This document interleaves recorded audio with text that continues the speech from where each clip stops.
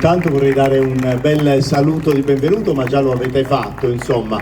E poi mi piace anche per questa circostanza vedere, insomma, come hanno completato. Dietro ciascuna di queste coppie davvero c'è un lavoro importante dell'associazione. Tra l'altro la competenza di Oscar e dei componenti questo gruppo ha segnato, insomma, anche un'occasione anche per altre associazioni di seguire, ecco, questo stile sulla attenzione, sulla meticolosità, sulla rigorosità del lavoro, sulla l'approccio non solo al ballo ma anche alla ricerca degli elementi dell'abbigliamento popolare. Quindi loro hanno fatto un bel lavoro e sono molto felice, insomma, di incontrarli e incontrarli spesso, tra l'altro, sul palco, esatto.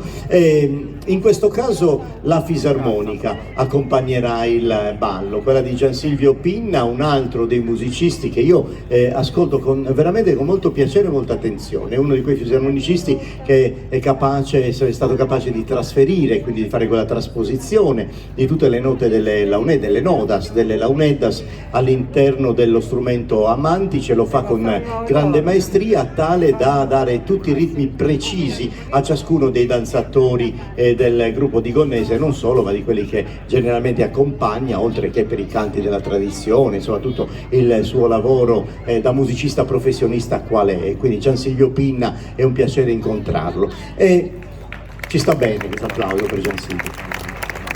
Quindi entriamo nella dinamica del ballo campidanese. Anche qui l'approccio al moto è sempre molto molto rigoroso, molto solenne, cioè nel senso che veramente vivono, addirittura alcuni visitatori del passato si domandavano, insomma, come mai c'era questa sacralità nel ballo, eppure era un'occasione di divertimento, insomma. Però effettivamente il ballo per le comunità sarde era un aspetto determinante, insomma, per la vita, per la quotidianità, ma soprattutto per scandire il calendario delle feste.